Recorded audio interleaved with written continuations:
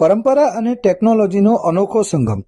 સુરતના ચાણક્ય ઓટોમેશન દ્વારા વિશ્વની પ્રથમ ડિજિટલ પંચાંગ ઘડિયાળનું લોન્ચિંગ કરવામાં આવ્યું. આ ઘડિયાળમાં એવી તો શું વિશેષતા છે, આવો જાણીએ. આ એક ચાણક્ય ઓટોમેશન દ્વારા બનાવવામાં આવેલી વિશ્વની સર્વપ્રથમ ઘડિયાળ છે, જે ડિજિટલ પંચાંગને આધારિત છે.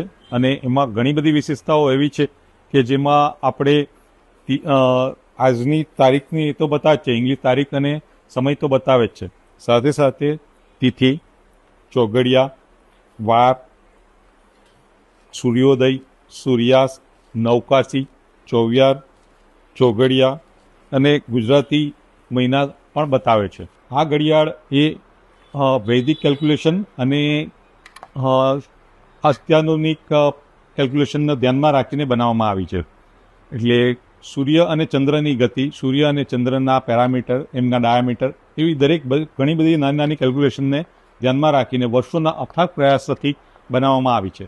આમાં પાવર સપ્લાય આપવો પડે છે, કારણ કે આ ઘડિયાળને 230 વોલ્ટનો સપ્લાય આપવામાં આવે છે. સાથે એમાં એક સેલ તો હોય જ છે કે જેથી બેકગ્રાઉન્ડમાં સમય એનો કન્ટિન્યુઅસ ચાલતો રહે, લાઇટ જાય તો પણ એની બેકઅપ રહે, એ રીતની સિસ્ટમ છે.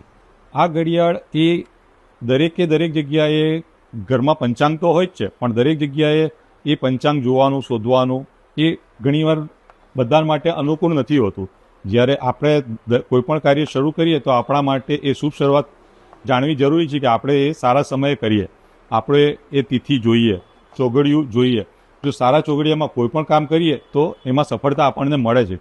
તો એ આખા કન્સેપ્ટના બેઝ પર અમે આ ઘડિયાળ બનાવી છે. આ ડિજિટલ પંચાંગ ઘડિયાળ અલગ અલગ ભાષાઓમાં અવેલેબલ છે, ઉપલબ્ધ છે.